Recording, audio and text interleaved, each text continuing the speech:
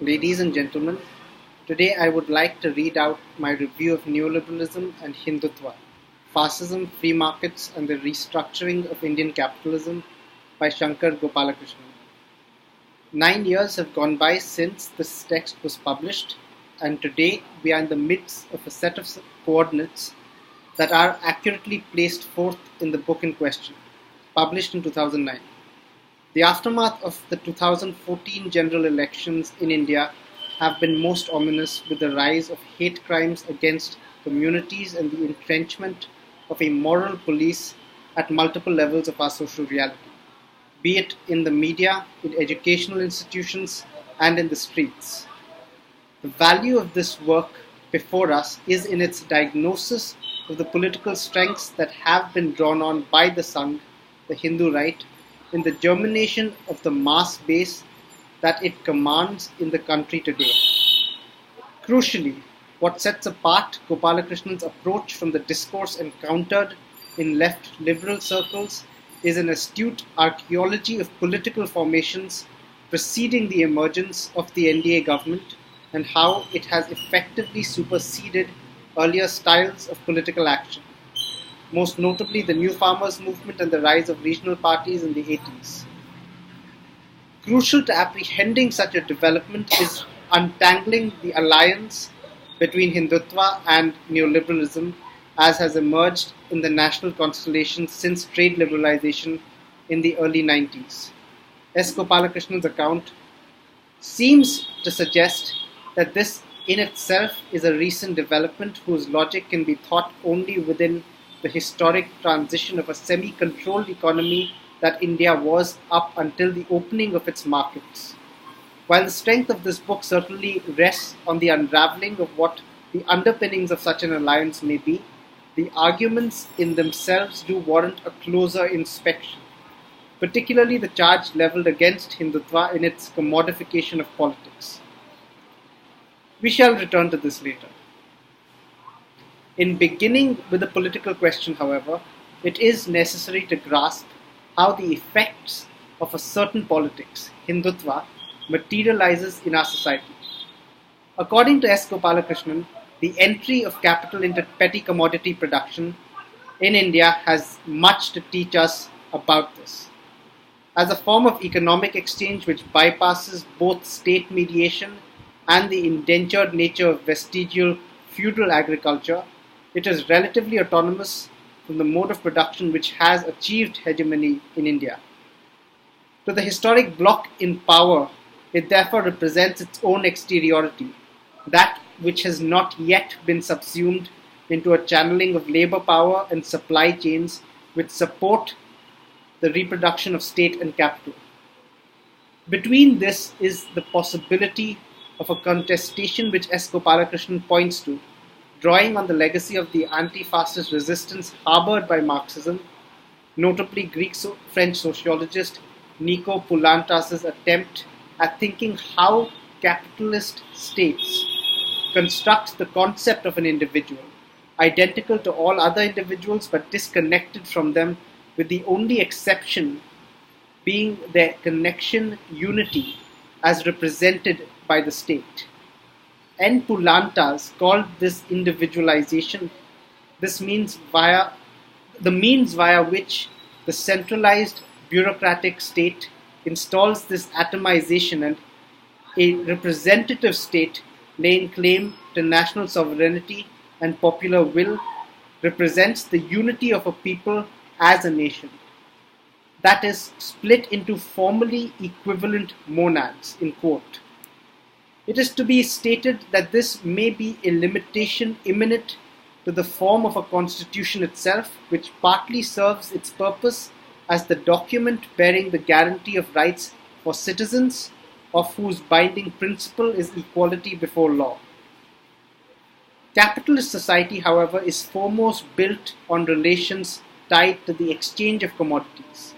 Hence, individualization in capitalist societies names the existing relations of production and the social division of labor in their mediation via state practices which construct the monadic concept of the individual as we know it.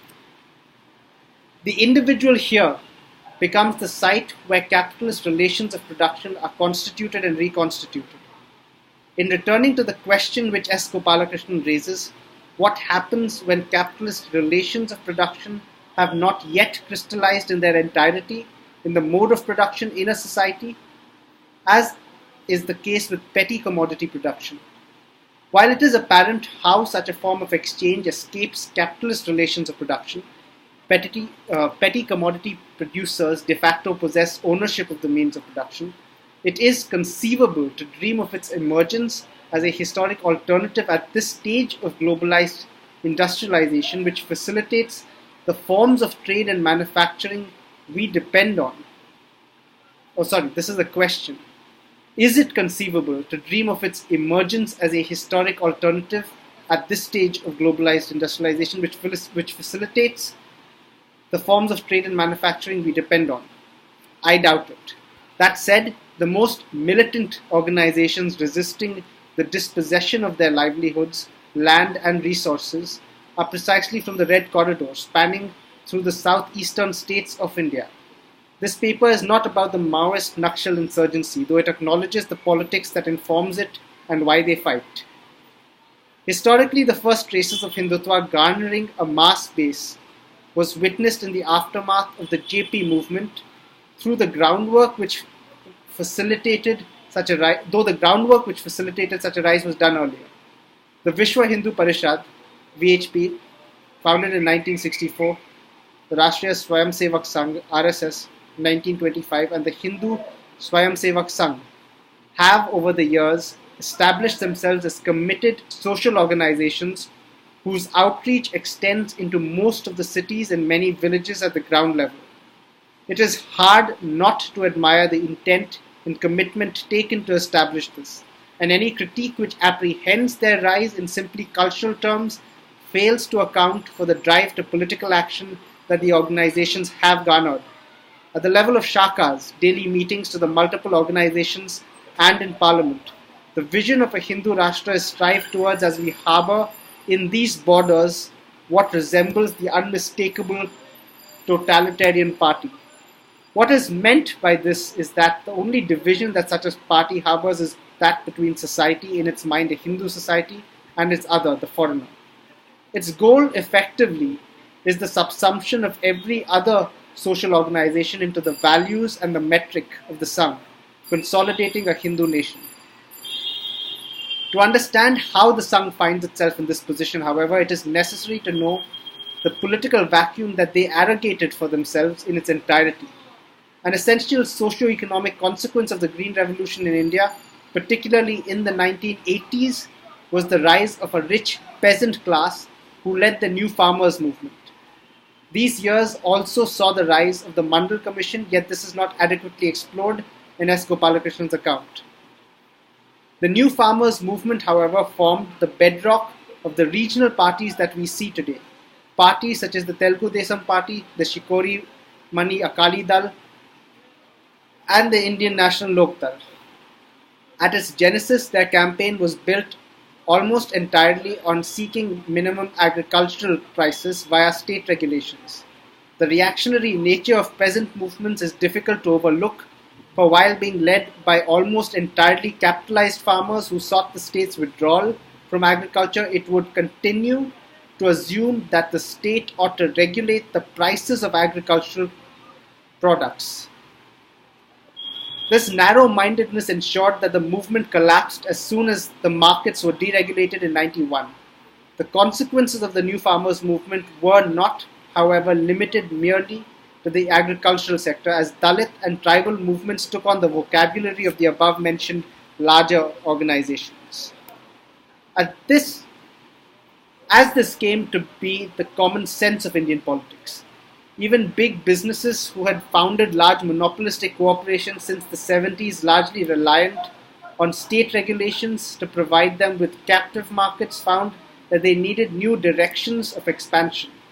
These pressures led the government to draft the new economic policy in 1984, which increased the support to petty commodity producers and decreased the restraints on capital as it opened up India's economy. The paradox of this historic moment was that while there was an increased demand on the state to provide support for petty commodity production, there was a decreased regulation of capital. This initially led to a rapid rise in rural investment, where employment grew, real wages rose, and poverty decreased. The boom, however, was built on immense borrowings from NRI and local money lenders. The dependence on external financial capital was fragile, and its withdrawal in 91 led to the crisis. Capital's flight opened the door for the entry of neoliberalism. Within these coordinates, the relation of the workers to the means of production and the state is what is inscribed in Poulantas's concept of individualization, which emerges as the attritional site which is gravely contested between the repressive arm of the state industrial complex and the police. The police which seeks to apprehend threats that delegitimize its own moral position within the theatre of society, and the informalized associations which harbor the potential for resistance but which have, unfortunately, in the recent past turned lumpen and criminal in the absence of an organized party. These circumstances have proved ripe for the embedding of the politics of Hindutva. Crucially, almost all political parties endorsed neoliberalism, yet it was never a mass political project. Until perhaps the 2014 national elections and Gujarat before it. No elections has been won in India with neoliberalism as its modus operandi. And apart from consumption-fueled aspirations, no vernacular media ever endorsed its principles. At this point, however, neoliberalism lacked a totalitarian party, and S. Gopalakrishnan captures the moment where it was yet merely an ideology without an organization, apart from elements of the state machinery itself.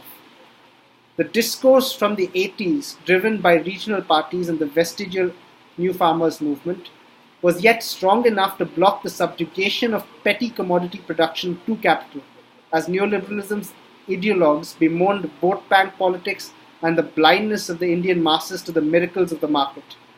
Neoliberalism required a stronger foundation, and it was for this fateful step that the cunning of history had prepared Hindutva, whom provided the vehicle needed for the establishment of neoliberalism per se. A strategic alliance between neoliberalism and Hindutva required a common agenda, the growth of which was first observable in the English media, a fertile site for the bourgeois organic intellectual. The symptoms started to emerge in the discourse which reduced social processes to questions of individual choice. In its early stages, this was strongly reinforced by the collation of the good Hindu with the utility-maximizing citizen. Eventually, however, what began to emerge was the marginalization of state social regulations to its relegation as a night watchman. The market itself was to be the embodiment of the Hindu Rashtra, a view championed by Dattopant Tengadi, a Hindu ideologue and union leader. Consequently, almost without it realizing so, the state itself facilitated the transformation of its own othering as welfare, bureaucracy, legislation, and political parties found that they were surplus to and often in the way of the functioning of the ascendant Hindu Rashtra market, which could now effectively hegemonize the public sphere. A commonplace complaint of bourgeois ideology today is that there is no worse crime than to politicize. Crucial to note is the concept of hegemony as understood here is the subjection of labor power via force, intellectual and moral leadership that builds the sense of a historic bloc that represents the general interest. The Sangh described the Ayodhya movement as an awakening of national self-confidence. This discourse has now been adopted by neoliberals to describe India post-91.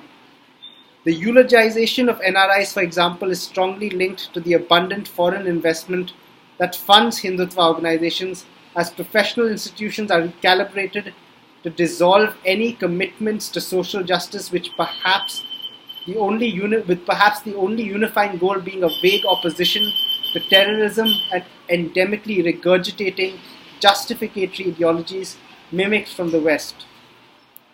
The Sangh was able to cash in on the economic expansion during the NDA period. It set up the largest private school network in India, Vidya Bharati, the largest NGOs working in tribal areas, Vanvasi Kalyam Ashram, and recruitment swelled in Gujarat and Orissa through the relief operations in 2001 earthquake and the 1999 cyclone respectively. The model of recruitment is exemplified by the Ekal Vidyalaya, schools in tribal areas which lead the present recruitment drive. Acharyas, teachers, are briefly trained, provided a curriculum and asked to reach out to school students. In practice, there is no clarity in either the curriculum, training, or student population, and the only infrastructure are irregular textbooks, often promoting profoundly unscientific notions. And even when education is not underway, the acharyas often continue drawing salaries. These lead one to strongly suspect that rather than school children, it is the acharyas themselves who are the target of such a scheme. The stable salary is often backward regions keeps them at it, with the ideological training consisting primarily of apolitical social service, which in our society is a high status occupation. Complementing the drive to village development is the forbidding of the youth from joining any political party, as politics is said to introduce division in society. The choice is clear: depoliticize to draw a salary, with the only commitment endorsed is to the Sangh. Methodologically, this is how the Sangh has built a committed grassroots cadre who benefits capitalism in general and neoliberalism in particular, for whom funds are made available and media access provided. This entrenchment has been the answer to the 1980s style of politics, as it greatly weakens the capacity of petty commodity producers to resist the assault on their livelihoods. Gujarat 2007 is where we witnessed the Sangh neoliberal alliance gain electoral ground. Leveraged by big capital and proclaiming itself to be the savior of both businesses and the nations, the Sangh rode to power over an opposition stuck in the 80s discourse of caste divisions, farmers' suicides, tribal distress, and tokenistic secularism. It was a crucial lesson which went unheeded, even on the national front, that the time for such sweeping critiques proving to be effective election programs had ended. What emerged was the full dominance of capital with state support. The resulting insecurity was fed off by the Sangh as their organizations either poached or co-opted cadres from other political formations into itself. The totalitarian party had reached its fruition. What followed is what happens in the wake of the emergence of a true totalitarian party, the formation of a military alliance between the Sangh and neoliberal capital. Salva Judum, meaning either Peace March or Purification Hunt, was launched in Chhattisgarh in 2005, an operation representing the interests of security forces, the Vanvasi Kalyan Ashram, and driven by the immense corporate pressure for mineral extraction. They killed hundreds and drove away hundreds of thousands in the name of fighting Maoism. Over 600 villages were emptied, largely reliant on petty commodity production and subsistence agriculture. S. Gopalakrishnan acutely notes that while neoliberalism's genesis parliamentarily was in Gujarat, which was and is perhaps the most capitalized state in India, it sought expansion into Chhattisgarh, being perhaps the least capitalized state.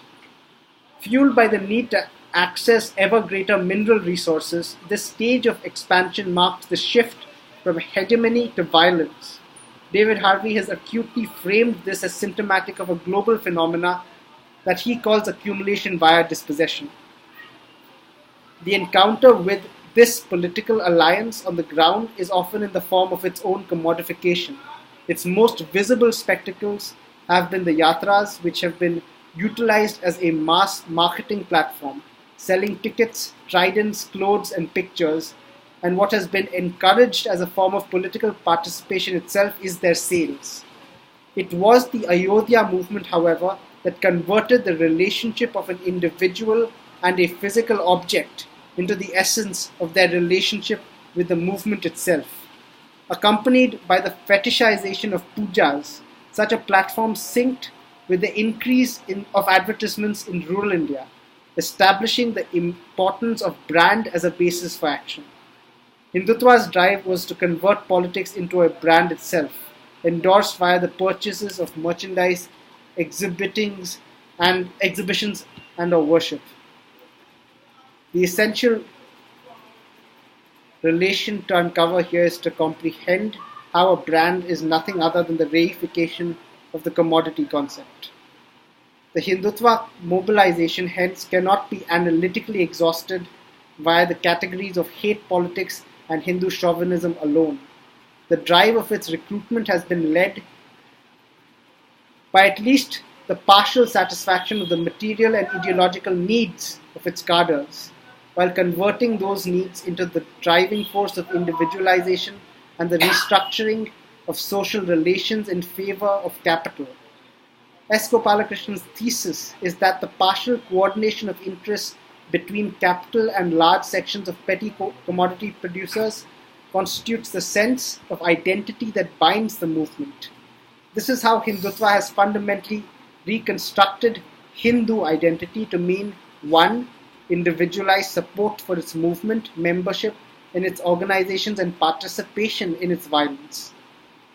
This indicates how it has been as much about the reconstruction of Hindu society as it was about targeting minorities. Thank you for your time.